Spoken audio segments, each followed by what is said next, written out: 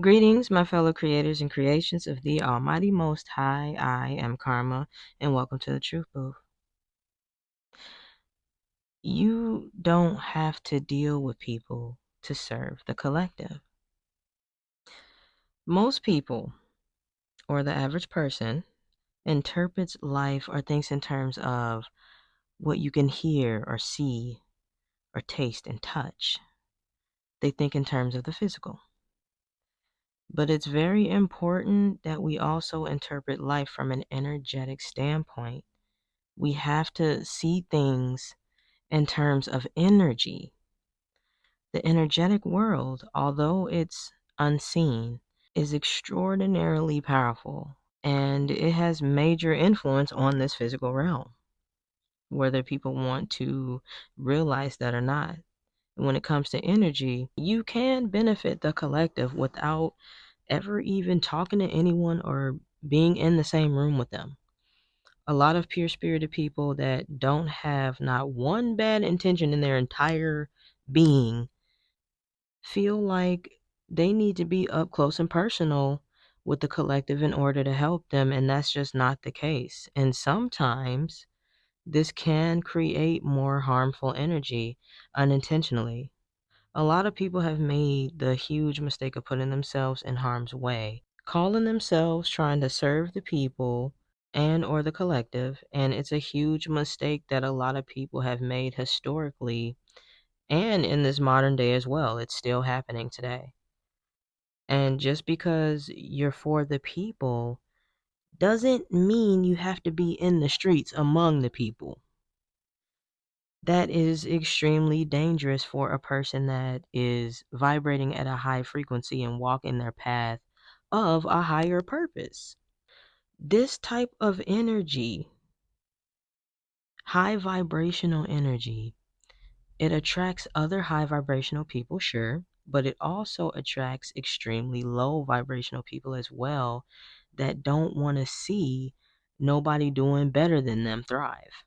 We got to remember that no matter how spiritually protective we think we are, these physical vessels that we are in are not invincible. But people are learning, and the shift is taking place where more people are living according to their highest well being and serving the collective. And we can see it happening with people coming up with creative ways to be of service to the collective and inspire remotely, especially on platforms like this one, like YouTube and other social media. A lot of people realizing that their energy can stretch much, much further than their bodies ever could. And what you project energetically can be much, much, much more powerful and beneficial than anything that you could ever physically do for a person up close. And plus, on top of all that, it's just simply a safer way.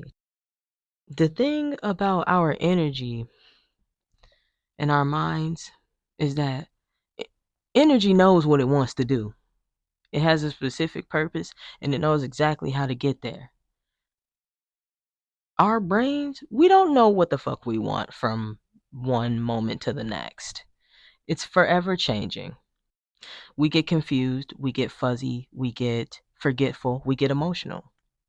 And it seems like the collective is also learning that protecting your own energy should be a priority, especially if you want to preserve the longevity in serving the collective in the first place. It makes no sense to say like, oh, I found my higher purpose. I want to be, of service to the community. I want to help the people. I want to do this and do that. But then you put yourself in danger.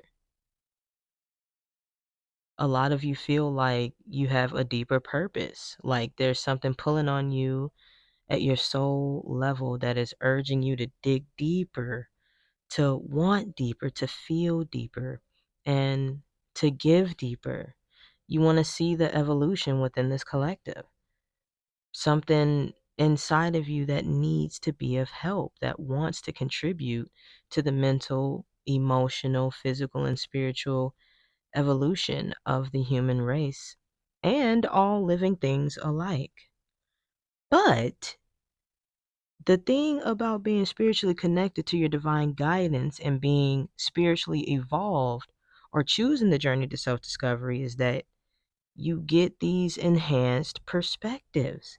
And these perspectives enhances your state of mind, your train of thought, and that enhances your reality around you. And then you realize that you can't stand most people. Like, not because you don't care for them or the connection, but on an energetic level, you can't tolerate a lot of people anymore that you used to be forced or force yourself to tolerate once upon a time. It's just is what it is. It's not easy for you to be in a room full of people and navigate through them and be friendly and be personable unless you truly feel that way. I mean, it's something that you can fake. You can pretend like everybody else does if you tried, but it is literally painful for you, like, to do this now. And you feel the difference inside. You feel the difference within you. You feel the discomfort and the energetic drainage that takes place when you have to separate your authentic self from the synthetic self that you have to create when interacting with people that are not energetically compatible to you just to fit in or blend in. And these social dynamics that seem to be normal for most people is just unbearable for you. So I say that to say, if you know that there is something that you should be doing to serve the collective, don't think that you have to be in people's faces in order for that to happen. I watched a documentary about this man. He's an old man that lives somewhere far out in this remote land. This is a true story. It's a real person. And he lives in a place where literally there's no civilization at all.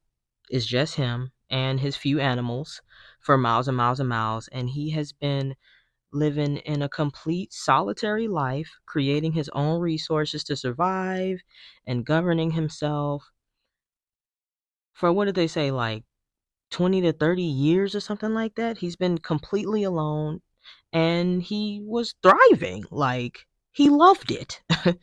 He was happy, a hardworking man that loved having to forge everything that he needed to survive and create the tools that he needed to build his own shelter. And he was just a master of the land that he was living on. And he did not need or want the company of another human being. He was totally satisfied and complete in his own energy, and that's the way that he wanted it to be. But the most important thing about this situation is that he chose to live his life in his authenticity and exactly the way he wanted to feel comfortable and safe. That energy that gets cultivated and radiates off of a human being that is living life this way is so unimaginably powerful. I'm talking about on a universal level. Like, it stretches far and wide into from the physical realm to the ethers to the galaxies, okay? This is the power that we have here. The energy that this man conducts and supplies to the universe and the atmosphere it's beneficial to everyone and the world. He is supplying high vibrational energy to the collective by just choosing to live his life in his authenticity and do exactly what makes him feel full and satisfied with himself and his existence. Yet he directly deals with absolutely no one. His energy is benefiting the collective from afar. And if you are a person that is living in your authenticity, if you are a person that's in alignment with your highest self, you are benefiting the collective in the very same way without even realizing it.